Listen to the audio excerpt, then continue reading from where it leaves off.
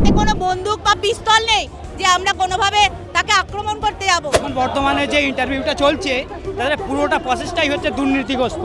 আমাদের কমিশনের অকর্মণ্যতার জন্য আমাদের শিক্ষা আজ পথে বসেছে। প্রত্যেকটা স্কুল খুবই সচলভাবে এত সুন্দরভাবে চলবে, আমাদের সমাজে শিক্ষার প্রদীপ এত ভালোভাবে জ্বলবে যে আমাদের বাংলা আবার এগিয়ে যাবে। এমএ পাস করেছি, আমরা যোগ্য, অথচ আমাদের চাকরি নেই। যারা সাদা খাতা জমা দিয়েছে তারা চাকরি করছে, তারা বিদ্যালয় যাচ্ছে। তাহলে আপনি আমাদের এই চাকরিটা দিন, নাহলে আমাদের আত্মহত্যা ছাড়া কোনো পথ থাকবে না। আমরা সরকারের সঙ্গে ছিলাম, আছি, থাকবো, ভবিষ্যতে আরও থাকবো, কিন্তু উনি যেন মানবিক মুখটা আমাদের দেখান। আজ চাকরি প্রার্থীদের নবান্ন অভিযান এবং সেই নবান্ন অভিযানের যে মিছিল, সেই মিছিল এই মুহূর্তে দাঁড়িয়ে রয়েছে ধর্মতলাতে এবং এই মিছিল ক্রমশ এগিয়ে চলেছে নবান্নের দিকে। সেই চিত্র দেখানোর চেষ্টা করবো যে রাস্তায় কীভাবে হামাগুড়ি দিয়ে এখানকার যে চাকরি প্রার্থীরা রয়েছেন, পশ্চিমবঙ্গের যে চাকরি প্রার্থীরা রয়েছেন তারা এখানে দাঁড়িয়ে রয়েছে। দেখানোর চেষ্টা করবো সেই চিত্র যে হামাগুড়ি দিয়ে কীভাবে সামনের দিকে এগোনোর চেষ্টা করছে। কিছু বলার নেই, আমাদের এই বিষয়ে কিছু বলার নেই। আমরা শুধু একটাই মাননীয়ার কাছে করজোড়ে নিবেদন করছি, আপনি দয়া করে আমাদের এই শিক্ষা ব্যবস্থাটাকে, যাতে আমরা যে আপার প্রাইমারি ইন্টারভিউ বঞ্চিত যে আপার প্রাইমারি ক্যান্ডিডেটরা আছে, আমাদের যোগ্যতা থাকা সত্ত্বেও আমাদের 10টা বছর আমাদের জীবন থেকে চলে গেছে, আমরা আর কোনো পরীক্ষায় বসতে পারবো না। আমরা কোনোভাবে আর যোগ্যতা থাকা সত্ত্বেও আমরা চক ডাস্টার হাটে শিক্ষার বুনিয়াদ যে ছাত্র সমাজ এই সমাজকে এগিয়ে নিয়ে যাবে সেই সমাজকে গড়তে পারছি না। এর থেকে বড় লজ্জার আমাদের কাছে কিছু নেই। আপনি সেই ব্যাপারটা একটু দেখুন এবং আমরা যাতে ইন্টারভিউ দিয়ে আমাদের যথাযোগ্য স্থানে এই রাস্তা থেকে গিয়ে যথাযোগ্য স্থানে আমরা যাতে যেতে পারি চক ডাস্টার হাতে, সেই ছাত্র সমাজকে গড়ার জন্য তার ব্যবস্থা আপনি অবিলম্বে করুন। শিক্ষক সমাজ পথে নেমেছে, তাতে পুলিশি নিরাপত্তা কিসের? আপনারা তো শিক্ষিত সমাজ, যেটা দাবির জন্য পথে নেমেছেন। মমতা বন্দ্যোপাধ্যায় পুলিশি প্রোটেকশন কেন দিয়েছে? আমাদের আমরা যাতে ভালোভাবে যেতে পারি, তার কাছে ডেপুটেশন দিতে যেতে পারি, মাননীয় মুখ্যমন্ত্রী সেই দিকটা দেখবো। কি ভয়ও রয়েছে? ভয় পাওয়ার একটা কারণ রয়েছে? ভয় পাওয়ার কিছু কারণ নেই, কারণ আমরা তো আমাদের হাতের অস্ত্র হচ্ছে কলম। আমাদের হাতে কোনো বন্দুক বা পিস্তল নেই যে আমরা কোনোভাবে তাকে আক্রমণ করতে যাব। আমাদের আক্রমণের অস্ত্র হচ্ছে আমাদের কলম, এছাড়া আর কিছু বলার নেই। মাননীয় নিশ্চয়ই আমাদের ব্যাপারটা দেখবেন, বুঝবেন, এটাই আমরা আশা রাখছি। 2014 সাল থেকে আজকে 24 সাল আমরা দুবার ইন্টারভিউ ডেট পাস করেছি, এমএ বিএড সকলেরই আছে। আমাদের কোনো চাকরি এমনি নিয়ে নেওয়া যায়, কিন্তু এখন বর্তমানে যে ইন্টারভিউটা চলছে তাদের পুরোটা প্রসেসটাই হচ্ছে দুর্নীতিগ্রস্ত।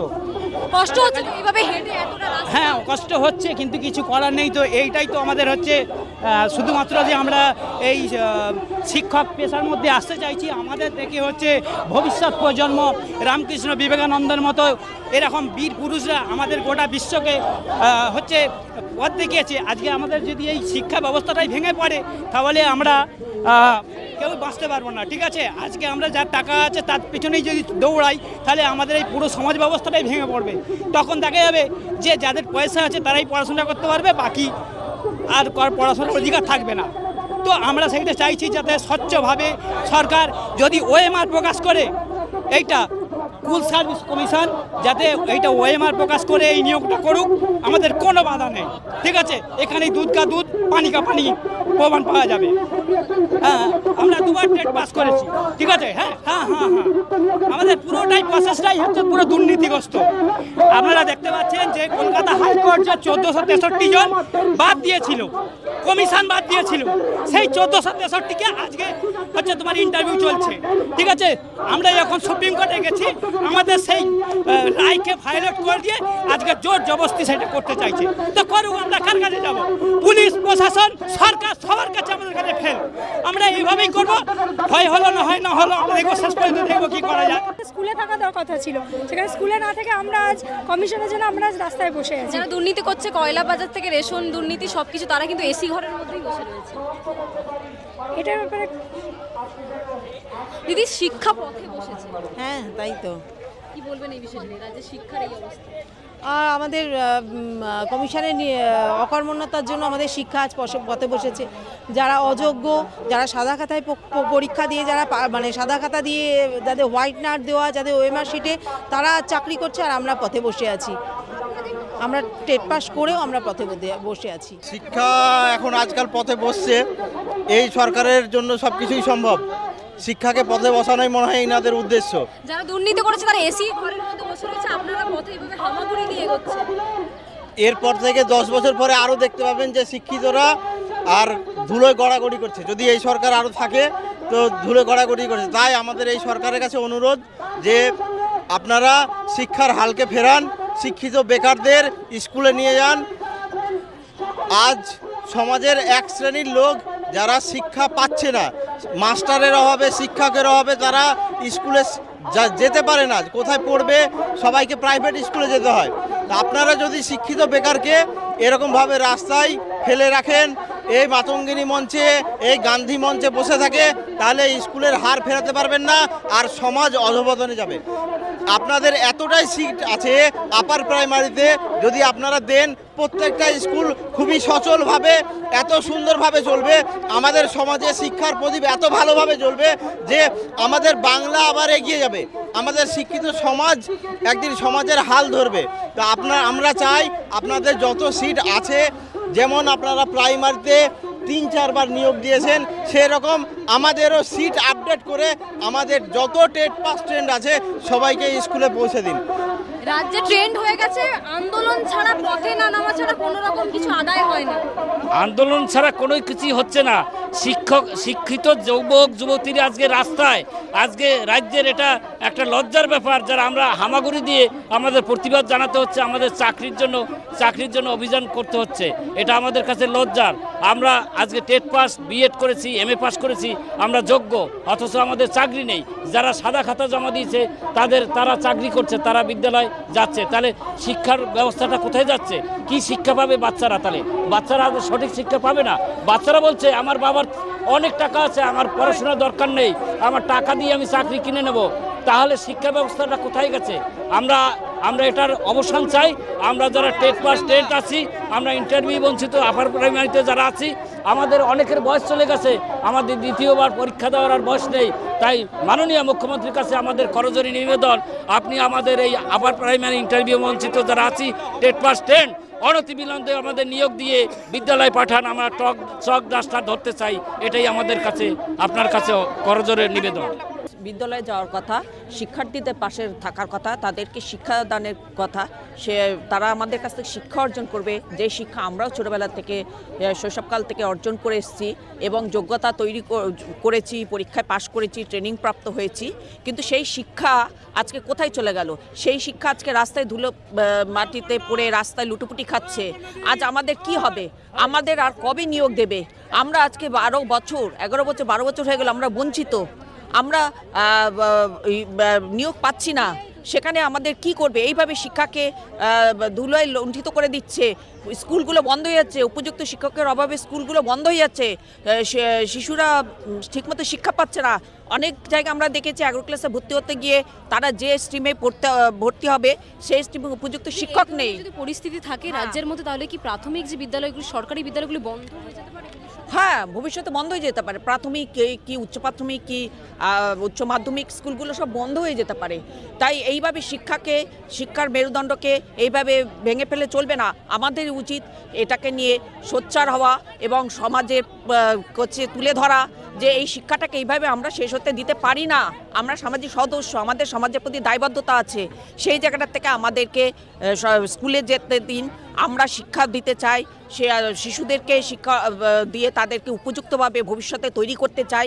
তার জন্য যথাযথ ব্যবস্থা করুন। এর জন্য করজোড়ে নিবেদন আমাদের কাছে, মাননীয় মুখ্যমন্ত্রীর কাছে, কমিশনের কাছে, যে আমাদের নিয়োগটা দিন।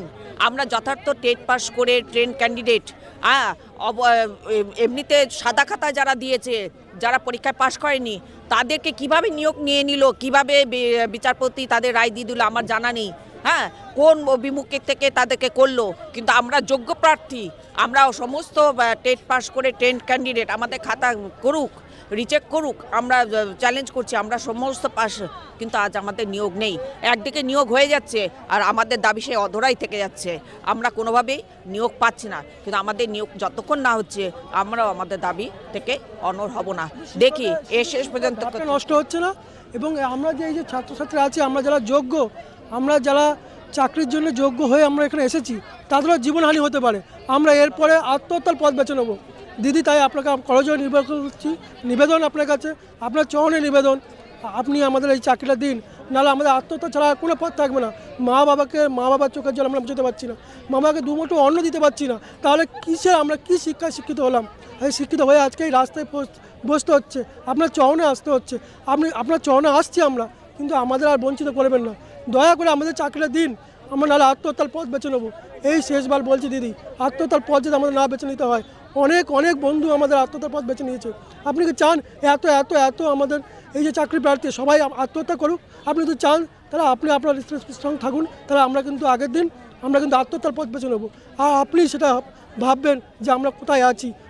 যদি আপনি এই চাকরির ব্যবস্থা যদি না করেন, তাহলে আমরা সত্যি আত্মহত্যার পথ বেছে নেব। এই আপনার কাছে আজকে নিবেদন করলাম। একদমই তাই। দেখুন, এই যে আজকে আমাদের 900তম দিন পূর্ণ হলো, আমরা মাতঙ্গিনী হাজরার পাদদেশে বসে রয়েছি এবং সেখানে দেখবেন পাশে একটা ড্রেন রয়েছে, সেই ড্রেনের গন্ধ সহ্য করে রোদ, ঝড়, বৃষ্টি সব কিছুতেই কিন্তু আমরা সেখানে অপেক্ষা করছি। কেন? একটা চাকরির জন্য। কারণ আমরা প্রত্যেকে টেট পাস করেছি, আপার প্রাইমারি এবং টেন, প্রত্যেকে বিএড প্রার্থী। আজকে দেখুন, এই যে আপার প্রাইমারি জয়েনিং চলছে, তাদের এক ধাপ কাউন্সেলিং হয়ে গেছে, কিন্তু অনেক সিট ফাঁকাও রয়েছে। কিন্তু আমরা কি চেয়েছি যে সিট আপডেট। আজকে যখন 2016 সালে গেজেট প্রকাশ হয়েছিল, একটা কথা বলা হয়েছিল কমিশনের তরফ থেকে যে ইন্টারভিউর 15 দিন আগে পর্যন্ত সমস্ত সিট আপডেট করা হবে, কিন্তু আজ পর্যন্ত 10 বছর অতিক্রান্ত হয়ে যাওয়ার পরে একটা সিটও আপডেট হলো না। তাই আমরা এই 900তম দিনে আজকে মানবিক মুখ্যমন্ত্রীর কাছে আবার হস্তক্ষেপ চাইছি যে আমরা যেন অবশ্যই এই আপডেট সিট করে আমাদেরকে নিয়োগটা দেওয়া হয়। আমরা এখনও আপনার কাছে মানবিক আর্জির কাতর অনুরোধ জানাচ্ছি যে আমাদের দিকটা একটু দেখুন এবং আমাদের চাকরির ব্যবস্থা করুন, না হলে আমাদের আত্মহত্যা ছাড়া কোনো আর উপায় থাকবে না। কারণ দিনের পর দিন আমরা আমাদের এমন পর্যায়ে এসে পৌঁছেছি, না আমাদের পরীক্ষার বয়স রয়েছে নতুন করে পরীক্ষা দেওয়ার, না আমরা সেই এখনকার সাথে পেরে উঠতে পারবো।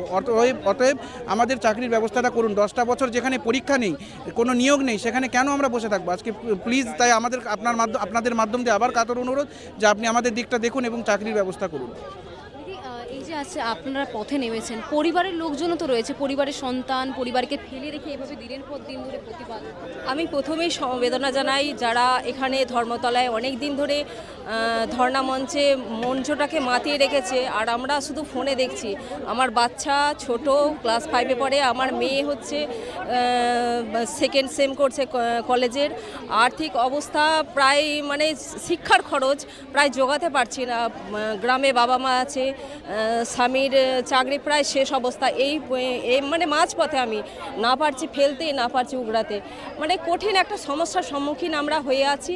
মাননীয়ার কাছে শুধুই কাতর আবেদন, আমার ছেলে মেয়ের স্বার্থে, আমার বৃদ্ধ মা বাবার স্বার্থে। আমার ভাই নেই, আমার স্বামী আমাকে সংসার চালানো প্লাস আমার লেখাপড়া করিয়েছে, ডিএলএড, মাস্টার ডিগ্রি, সমস্ত রকমের সুযোগ সুবিধা দিয়েছে, কিন্তু আমার স্বামীর এবার সামনের বছর রিটায়ারমেন্ট হবে। আমার ছেলে মেয়েদের লেখাপড়ার খরচের জন্য কী ব্যবস্থা মাননীয়া করতে পারেন? আমি সবাইকার তরফ থেকে মাননীয়ার কাছে কাতর আবেদন জানাচ্ছি যেন মানবিক মুখটা আপনার দেখতে পায়।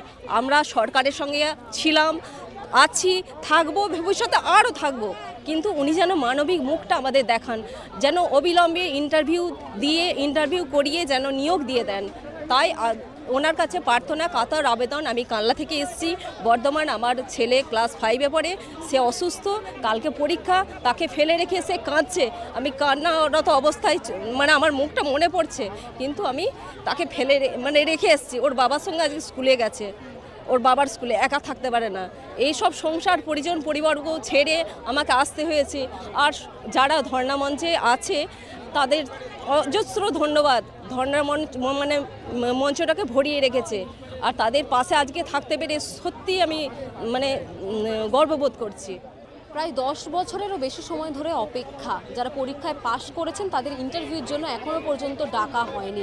কেউ বাড়ির ছোট ছেলেমেয়েদেরকে, সন্তানদেরকে ছেড়ে এসছে, কেউ আবার বৃদ্ধ বাবা মাকে ছেড়ে এসছেন। চোখে জল তাদের, এবং তারা মমতা বন্দ্যোপাধ্যায়ের কাছে এখনও পর্যন্ত করুণ আবেদন জানাচ্ছেন যাতে তাদের ইন্টারভিউর জন্য যে ডাক, সেই ডাক যেন অতি শীঘ্রই আসে।